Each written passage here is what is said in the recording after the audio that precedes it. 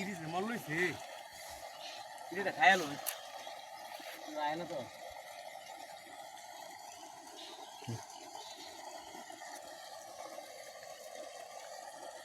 রোজার দিন বিড়ি খাওয়ান জানা মাইনসেল লাগে ঠিক পাইডিক মানে খাওয়ান লাগে এই এই এই এই এই আরে সাসাইনো করুন